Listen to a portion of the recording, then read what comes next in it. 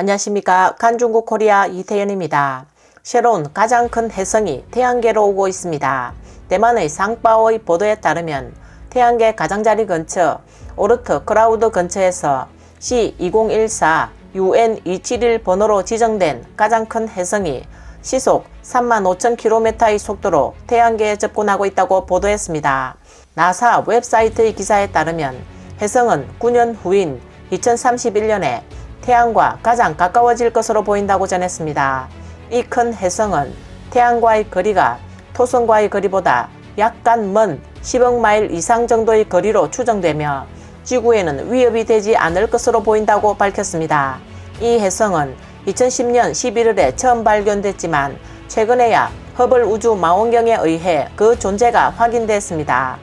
허블 우주 망원경이 최근 관측한 바에 의하면 이 혜성의 핵은 약 500조 톤으로 일반 혜성의 핵보다 10만 배 더 크고 지름은 약 129km로 대부분 알려진 혜성보다 50배 더 큽니다. 보도에 따르면 오르트 크라우드의 이 원시 혜성은 천문학자들에게 연구의 기회를 제공할 것입니다. 이러한 원시 천체는 과학자들이 태양계의 형성 과정을 이해하는 데 도움이 될 수 있다고 보도했습니다. 마카오 과학기술대학 우주과학연구소의 조교수인 슈엔타오는 이것은 매우 크고 놀라운 천체이며 태양계의 가장자리에서 매우 활발하게 활동하고 있다고 말했습니다. 올해 1월 8일 그의 팀은 허블 망원경을 사용하여 혜성의 사진 5장을 찍어 혜성의 크기를 성공적으로 확인했습니다. 다음 뉴스입니다. 4월 10일 중공 관영 매체가 두 가지 중요한 뉴스를 내보냈습니다.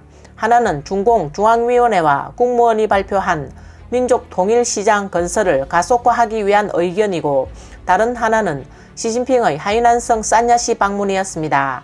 두 뉴스는 연관성이 없어 보이지만 실제로는 대만에 경고 메시지를 던졌다는 분석입니다.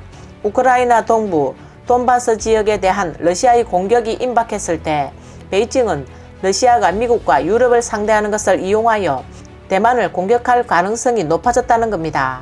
시사평론가 저우 샤오후이는 통일민족시장 건설의 가장 중요한 목적은 당중앙위원회가 최종 결정권을 갖는다라는 것이며 자금, 인력, 시장 가격, 공급, 배급 등 모든 것을 관장하는 것이라고 분석했습니다. 당중앙위원회가 남아있는 시장 경제까지 말살하고 있다고 말했습니다. 비록 미국이 중공에게 상황을 오판하지 말고 대만을 무력으로 공격하지 말라고 반복적으로 경고하고 있습니다. 베이징 최고위층은 부족한 정보로 오판할 수 있기 때문입니다. 저우 샤오후이는 중공 정부는 전쟁 전후에 물자와 식량을 장악해야 합니다.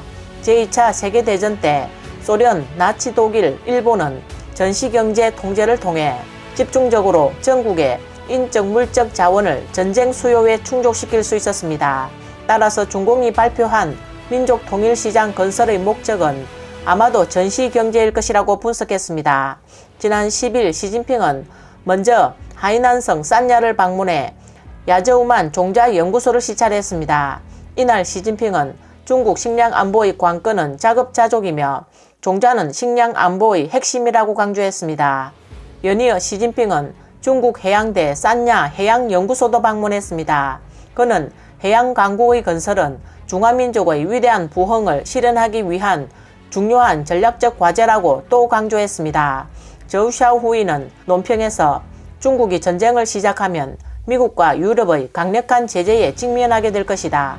오늘날 러시아와 마찬가지로 복종하지 않는 베이징은 서방과의 디커플링을 가속화할 것이며 이것은 중국 내에 식량난을 발생시킬 가능성이 높다. 그래서 시진핑은 새로 개발된 유전자 종자가 역할을 할 수 있으며 이것이 종자 안보를 국가안보 수준으로 높인 이유다라고 논평했습니다. 현재 중국 산야 해양학 연구소의 작업은 크게 두 가지입니다. 하나는 남중국해에 입체 관측망을 구축하는 것이고 둘째는 남중국해에 해양 빅데이터 센터를 건설하는 것입니다.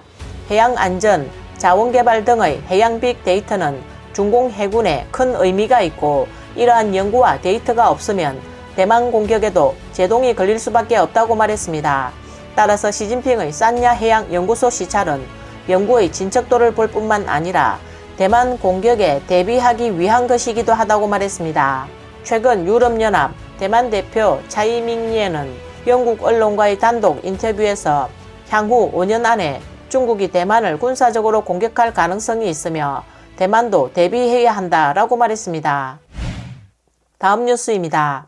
대만의 NGO 활동가 리밍저가 2017년에 베이징으로부터 국가정권 전복 혐의로 5년형을 선고받아 중국 후난성 처산 교도소에 복역 중입니다. 어제 베이징 구어타이반 대만 사무실 대변인 마샤오 광은 리밍저가 곧 석방될 것이라고 밝혔습니다. 대만 대륙위원회는 리 씨가 대만으로 돌아갈 수 있도록 조율하고 있다고 밝혔습니다. 오늘 관계자에 따르면 리 씨는 15일 오전 샤먼에서 항공편으로 복귀할 예정이라고 합니다. 대만 쩌여우15 보도에 따르면 베이징 대만 대륙위원회는 리밍저 가족에게 가능한 한 빨리 정보를 알렸다며 관련 부서와 조율해 가장 짧은 시간에 안전하고 원활하게 대만으로 돌아갈 수 있도록 하고 있다고 보도했습니다. 리밍저 사건은 대만인들의 높은 관심을 불러일으켰습니다. 리밍저는 창사 대만 상공인협회를 포함해 명예회장 린화이와 국내외 단체, 시민단체, 관련 당사자들에게 그동안 감사의 뜻을 표했습니다. 대만 대륙위원회는 중국에 있는 다른 대만인의 사건도 다양한 채널을 통해 지원할 것이라고 강조하며 베이징의 대만인 권익 보장이 중시돼야 양안 교류가 유리하게 될 것이라고 말했습니다. 대만의 중앙통신에 따르면 민진당 의원 홍시엔하는 리밍저의 국가정권 전복 혐의는 터무니없는 무죄라고 말한 바 있습니다. 그는 베이징은 자신이 제정한 법률 규범을 준수할 것을 강조했습니다. 오늘 뉴스는 여기까지입니다. 구독과 좋아요는 격려입니다. 공유는 나눔의 시작입니다. 시청해 주셔서 감사합니다.